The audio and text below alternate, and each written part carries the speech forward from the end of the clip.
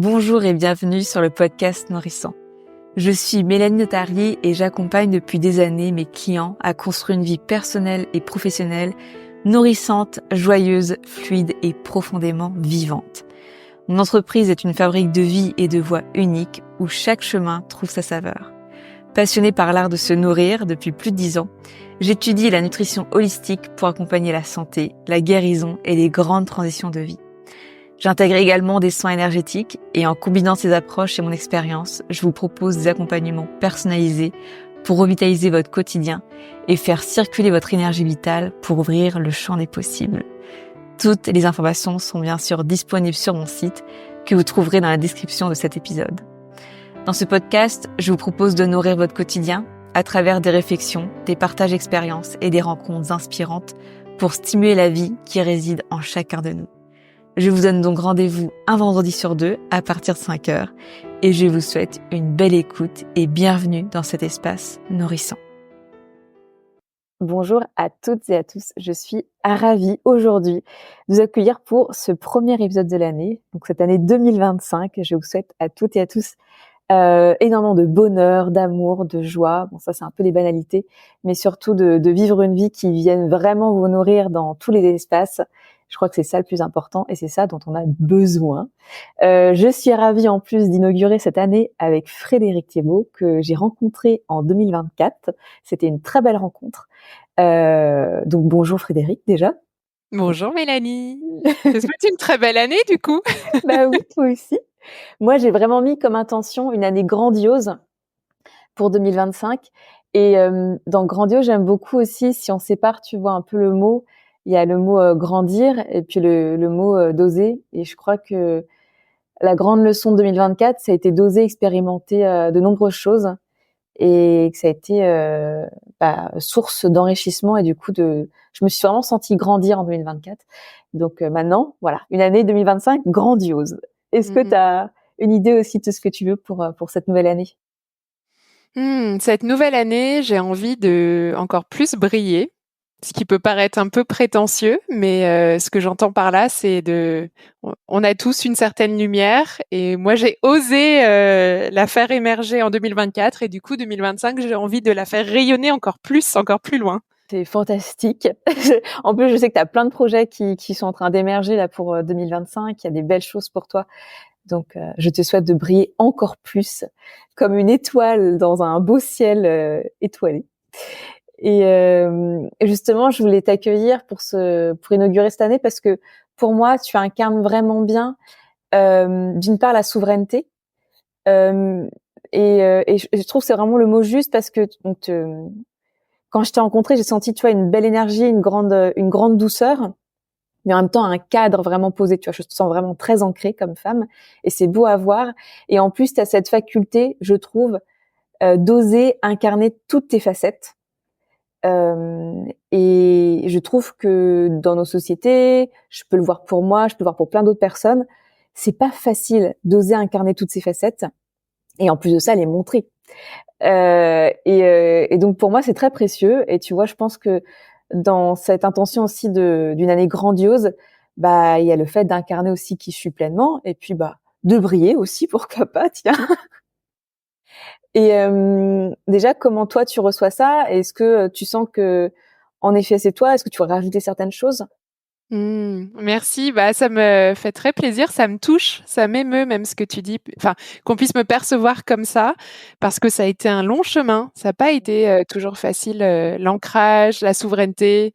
Je pense que comme beaucoup de personnes, j'ai souvent été en posture de victime, me complaisant un petit peu là-dedans, et j'ai vraiment bossé par le coaching, la thérapie pour retrouver cette souveraineté et l'ancrage. Ça a été un vrai parcours pour moi. Comme je suis en Angleterre et j'ai pas toujours voulu être à Londres, ça m'a demandé du courage, du travail sur moi, et donc c'est génial que tu me vois comme ça. Vraiment, ça me fait plaisir. Ça veut dire que je le sens à l'intérieur de moi que j'ai réussi, mais qu'en plus ce soit vu à l'extérieur, c'est top.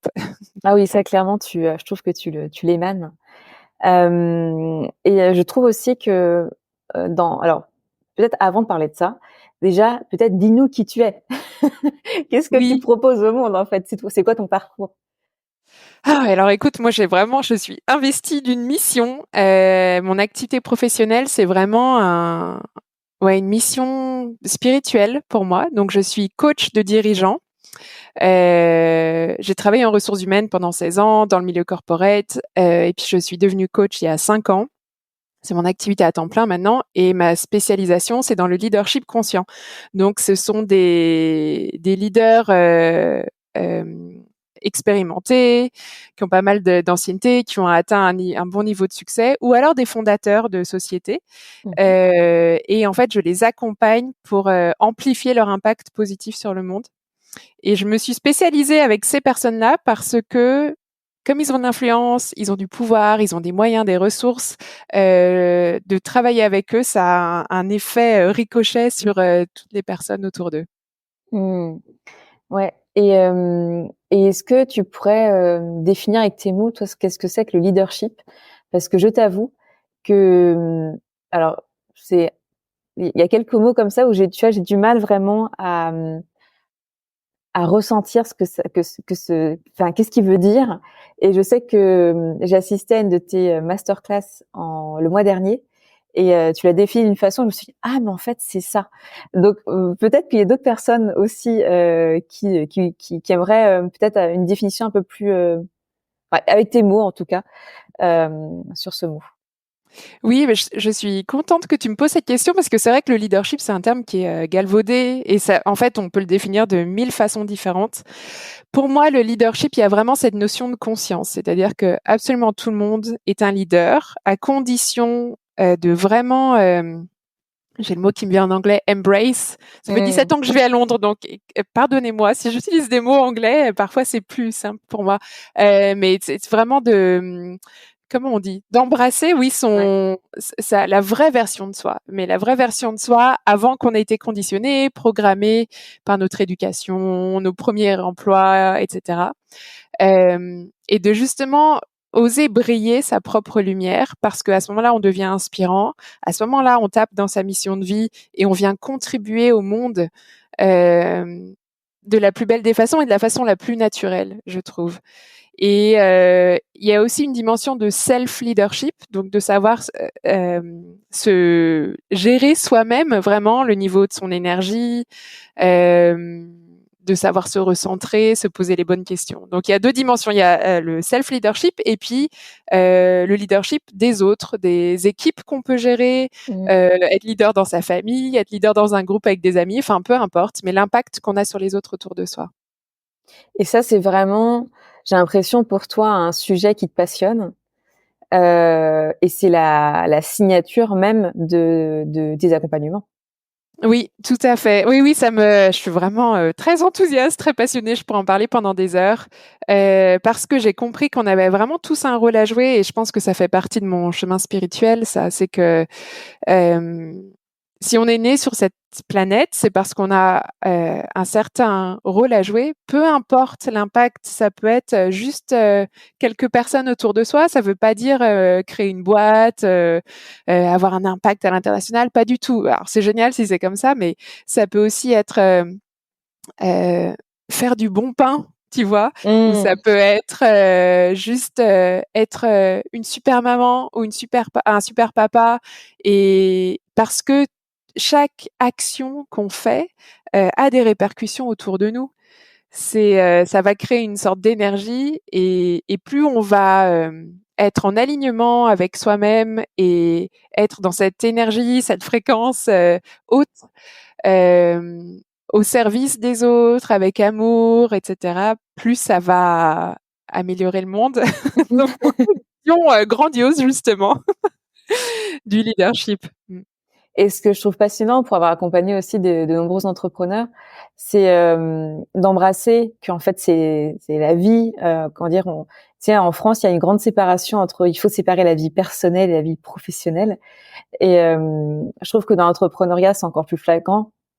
On vit et dans cette vie, il y a plein d'espaces, dont notre entreprise, mais il y a aussi potentiellement le couple, la famille, nos hobbies personnels.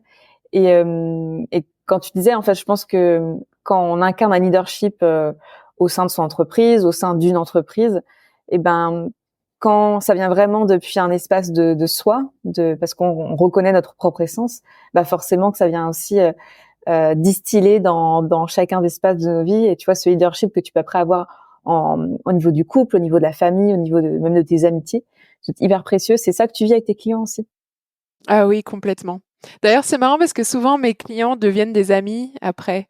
Moi, j'ai célébré mon anniversaire il y a pas très longtemps, sur le groupe de 25 personnes, il y avait 3 anciens clients, hem, parce que, oui, je pense la vraie authenticité, c'est quand on est complètement soi-même, même au travail. Alors évidemment, quand on est dirigeant d'une grosse boîte ou d'une équipe de 100, 200, 300 personnes, on peut pas tout dire juste parce qu'il faut savoir aussi préserver les gens, qu'on manage et donc faut faire attention aux émotions que ça peut générer. Mais c'est complètement OK de partager, sa vulnérabilité tout de même et donc oui, pour moi, on n'est pas des robots et je vis à Londres, une ville, où il y a quand même, j'allais dire un manque de conscience. C'est un peu jugeant quand je dis ça, donc je retire. Mais c'est vrai que je vois beaucoup de gens qui sont comme des robots, qui partent au travail le matin, ils se prennent le métro, ils font un travail qu'ils aiment pas, qui n'a aucun sens, et ils rentrent le soir et ils sont fatigués, ils sont pas du tout présents pour les gens qu'ils aiment autour d'eux. Et je trouve ça tellement triste. Et là où mon travail prend toute son ampleur, c'est parce que enfin, on passe tellement de temps et d'énergie à travailler. Il faut que ça ait du sens, sinon ça sert à quoi? À quoi Mhm. ça sert de vivre, quoi? Donc c'est là, d'où je tire ma passion. Mmh. Hmm. Après, tu parles de Londres, mais je pense, tu vois, à Paris, c'est pareil. Enfin, dans toutes les grandes villes, de toute façon, enfin, même dans toutes les villes, hein, Oui, métro, boulot, dodo, je pense que ça concerne quand même beaucoup de personnes. Et puis, je pense que pour certaines personnes, ça peut être plus confortable que, tu vois, que d'être amené à chercher un vrai sens aussi. Euh, même si, ouais. même si ça peut être aussi un chemin qui est magnifique. Mais, C'est vrai que ça peut faire peur. Tu vois, j'ai commencé hier, 1re séance avec un nouveau client. Sur le papier, il a tout. Super vie de famille, hyper successful, très d'un point de vue financier, il est très, très, très à l'aise. Il a gravi les échelons de grosses boîtes, hem et puis c'est un type qui a plus de 50 ans, donc c'est pas non plus un tout jeune et on a commencé le coaching et en fait, j'ai senti qu'il était un peu tout, perturbé parce que ça vient vraiment chercher dans les profondeurs et il m'a dit: «Mais en fait, ça me fait peur». Ça demande du courage, hein, d'aller, mm. regarder, ce qui se passe à l'intérieur, ce qui se joue, quel que soit l'âge qu'on a, quel que soit le statut, ce qu'on a déjà accompli dans sa vie. Mmh. Ouais, et en plus, je pense que sur comment dire, des personnes un peu comme ça, au final, tout leur, en même temps, s'il a pris un coaching, c'est parce il sent bien qu'il y a autre chose. Mais sur le papier, tu pourrais te dire, c'est des personnes qui sont surtout pas envie de changer parce que si tout se passe bien, tout se passe bien, tu vois. Même si ça reste en surface, mais l'humain est quand même nous sommes très souvent attachés à quelque chose qui fonctionne. Oui et puis c'est vrai que tant qu'on ne l'a pas vécu, on ne connaît pas, l'effet positif de ce changement, de cette transformation, on va pas comprendre en fait à quel point c'est Mm. bénéfique. En anglais, on dit: «You don't know what you don't know». Tu ne sais pas ce que tu ne sais pas. Heu, Parce que c'est vrai, tant que tu sais, il y a des expériences comme ça dans la vie, on a du mal à mettre des mots dessus, à exprimer parce que, c'est une question de sensation à l'intérieur Mm. et donc en fait, il faut avoir cette petite curiosité, je pense et après l'expérimenter soi-même. On peut entendre ce que disent les autres, mais bon, il y a que toi qui pourras vraiment pleinement vivre l'expérience. Donc je pense qu'il y a un côté un peu explorateur, un peu aventurier quand on se lance dans cette, quête de sens, dans sa vie pro aussi. Moi, je trouve ça très audacieux. Et tu vois, tu parlais de ta niche, des clients que tu as choisi d'accompagner, donc des profils assez exécutifs, carriéristes ou des entrepreneurs qui ont de l'impact. Et c'est vrai que dans notre vision de la société, on a du mal à imaginer qu'ils sont en capacité de te prendre toi comme coach, parce que tu as quand même une dimension très, on va dire, spirituelle, une volonté, t'as quand même une grande ouverture de conscience. Et moi, c'est vrai que la première chose qui m'est venue en tête, je me suis dit, mais il y a vraiment des gens haut placés qui ont, qui ont, euh, qui ont cette aspiration, qui se sentent peut-être aussi dépassés par une grande mission qu'on ne penserait pas forcément dans ces groupes. J'aimerais bien que tu nous parles là, de ça. Oui, c'est très intéressant et j'adore cette question parce que, en effet, donc moi je viens du monde corporate et en même temps la spiritualité c'est une de mes valeurs et c'est pas vraiment deux domaines qui sont compatibles, en tout cas sur le papier.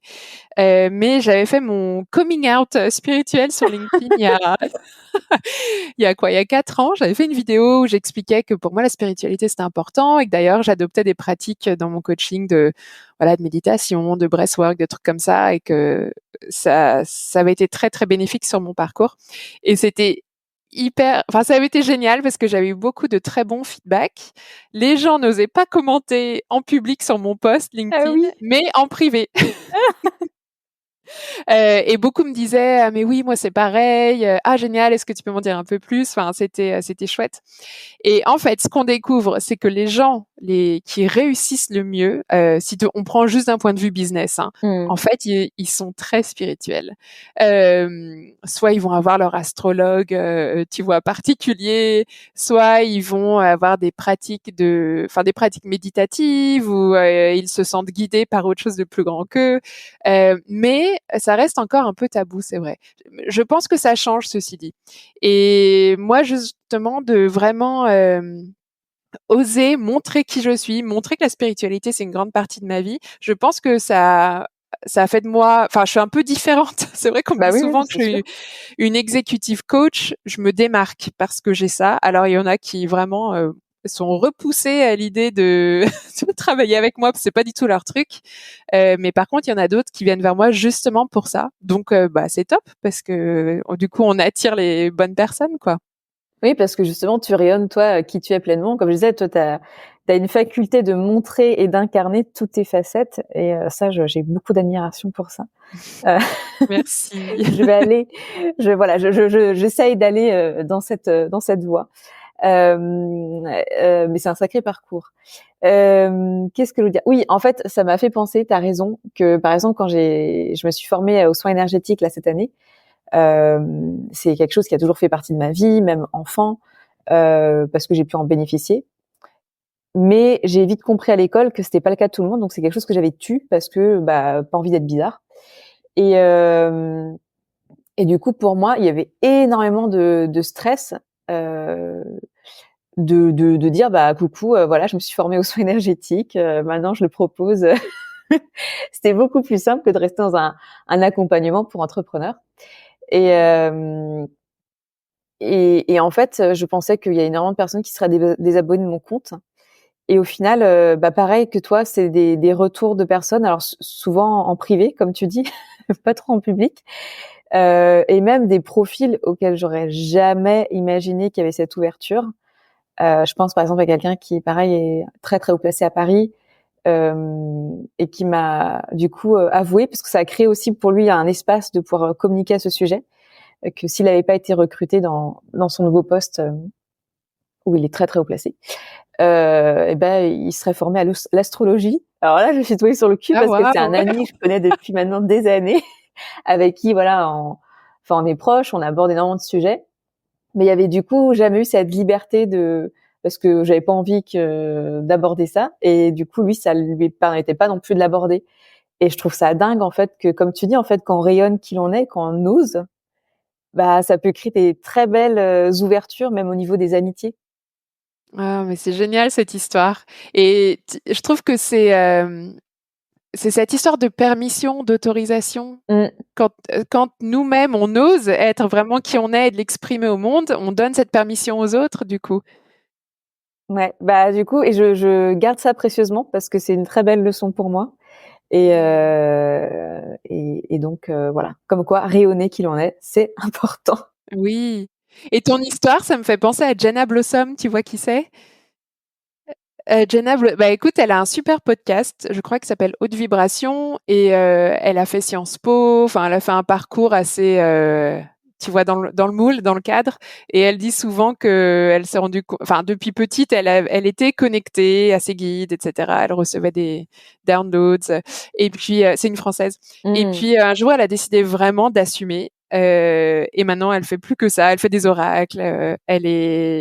J'ai l'impression qu'elle est très très épanouie. Elle gagne bien sa vie et elle a assumé quoi. Et Mmh. encore une fois, c'est briller sa lumière. Hein, c'est oser rayonner sa lumière. Mm. On revient à la base de tout début de podcast, Ouais. brillons. Oui. Mmh, il y avait justement une notion que je trouve qui est très présente chez toi, c'est l'alignement. J'ai l'impression que en tout cas, ce que tu dégages, c'est que tu sembles assez aligné avec toi-même, voire même bien aligné avec toi-même. Comment est-ce que tu en es arrivé là? Et est-ce que, tu vois, tu aurais quelques conseils ou explorations à proposer pour venir inviter cet alignement? Oui, pour moi, un truc vraiment très simple, c'est de travailler sur ses valeurs. C'est un travail que je fais avec mes clients, c'est un travail que je fais avec moi-même. Au moins une fois par an, je refais cet exercice de définir mes valeurs et de définir mes 3 valeurs principales, les 3 prioritaires. Et parce qu'elles changent hein, d'une année sur l'autre en fonction de ce qui se passe dans ma vie, ça va changer. Hem Et enfin 3 ou 4. Et là, tu vois, je l'ai refait il y a pas très longtemps et il y a la spiritualité qui revient, la santé, la beauté, j'ai besoin d'être entourée de belles choses et l'entrepreneuriat parce que c'est quelque chose qui me passionne, qui est lié à la spiritualité puisqu'il s'agit de contribuer au monde d'une certaine façon, d'être créatif. Et donc j'invite tout le monde à faire cet exercice parce qu'une fois que tu as tes 3 ou 4 valeurs principales, après ça te permet de prendre les bonnes décisions. On peut pas toujours avoir les 4 valeurs, satisfaites dans, certains domaines de sa vie, mais si on en a 3, c'est bien. Si on en a 2, ça commence à être un peu, bof bof Mmh. et si on en a qu'1 ou 0, bah, là, c'est que c'est pas une bonne décision. C'est qu'on va pas être, aligné justement. Donc voilà, c'est un truc tout simple, je pense, qui est important. Après, il y a plein d'autres choses, hein, sur, notamment la santé, pas que physique, mais aussi émotionnelle, mentale et il s'agit de prendre soin de soi, passer du temps seul et se poser la question. Bah ça serait un autre petit truc que je peux partager tous les matins, se poser la question de quoi est-ce que j'ai besoin aujourd'hui. Mais de quoi est-ce que Mmh. j'ai vraiment besoin? Est-ce que c'est du repos? Est-ce que c'est d'avoir une conversation difficile que je repousse mais qui prend beaucoup de place dans ma tête?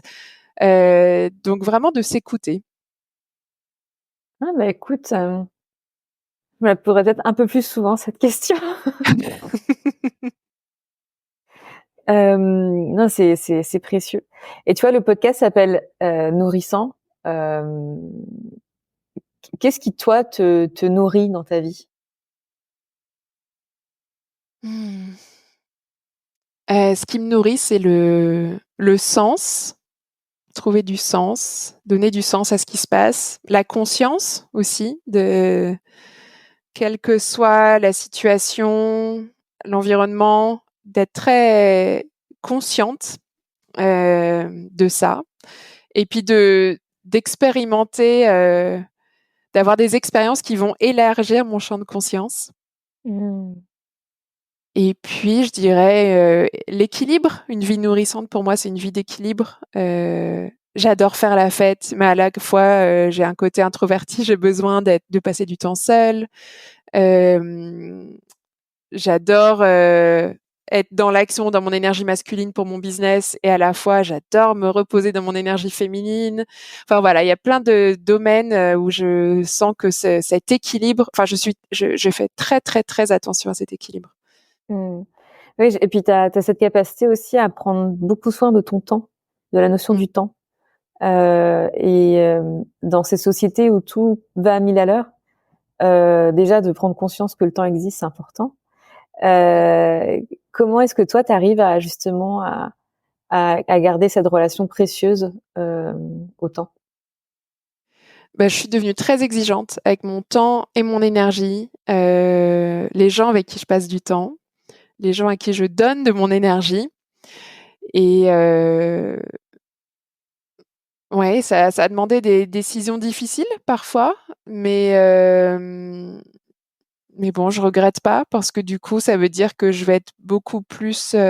Enfin, peut-être que ça a été perçu comme égoïste parfois parce que je Mmh. me mettais moi en priorité, mais bah du coup, ça veut dire que je vais être une bien meilleure maman pour ma fille, une meilleure coach pour mes clients, une meilleure amie pour mon cercle d'amis, etc. Donc, pour moi, le self-care et me mettre en priorité, c'est voilà, j'assume complètement et je vais pas m'excuser pour ça. Et est-ce que c'est quelque chose qui a toujours été inné ou tu vois, savoir poser ses limites, dire non, se dire oui, ça a été un parcours, un peu enfin voilà, un sacré parcours? Non, ça a été un sacré parcours. Tu sais, je pense que comme beaucoup de femmes, je pense que c'est plus féminin, que masculin, mais comme beaucoup de femmes, j'ai un peu grandi dans ce truc de, il faut être, au service des autres, heu, ouais, enfin faire plaisir. J'étais très people pleaser, en fait, Ah bah, en ça me oubliant. rassure. Oui, oui, non, j'étais beaucoup comme ça et puis par mon histoire familiale, voilà, il y avait une question de pour être aimé, pour être inclus, il faut que enfin, je suis prête à sacrifier des tas de choses, quoi. Mmh. Donc ça, la thérapie m'a beaucoup aidée à identifier ça, identifier ce schéma qui se répétait et puis, bah, à m'en sortir et de me rendre compte que finalement je suis plus aimée et je suis plus respectée depuis que je pose mes limites. Alors ça s'est pas fait, en un clin d'œil, hein, j'y suis allée par étapes, j'ai testé. Je me suis un peu amusée quand même à explorer, à dire: «OK, là je vais dire non, je vais voir ce qui se passe. Ouh, ça me fait un peu peur mais j'y vais». Et en fait, à chaque fois, j'ai été hyper rassurée et peut-être que j'ai perdu quelques personnes sur le chemin, mais alors c'est pas grave. Vraiment Oui, non, bah, bien aucun sûr. regret. Que les gens qui t'aiment Heu, vraiment, ben, ils respectent en fait tes limites aussi. mmh, Mais ouais, donc moi aussi, tu vois, j'ai quand même un passif très people pleaser mmh. et enfin, ça se fait pas du jour au lendemain, clairement. Ouais et mais c'est chouette, c'est un beau chemin, c'est un beau parcours, ça demande du courage et puis on est fier de soi. Après, on se dit: «Waouh!» quand on regarde, il y a 10 ans, il y a 5 ans, et aujourd'hui, et je pense qu'on est né aussi pour expérimenter ça, pour venir guérir ça et Mmh. puis après on transmet ça aux autres aussi. Encore une fois, c'est cette histoire d'autorisation, de montrer aux autres: «Et bah là, je t'avais dit oui pour, se retrouver, pour dîner ce soir. Bon, finalement, je suis vraiment désolée, mais je peux pas, j'ai besoin de me reposer». Bon, j'aime pas trop faire ça, mais au moins, ça donne la permission à cette personne de me dire la même chose la prochaine fois et vraiment de se respecter et de rester aligné. Mmh. Ouais, exactement. Ça te parle? Ouais. Oui, oui,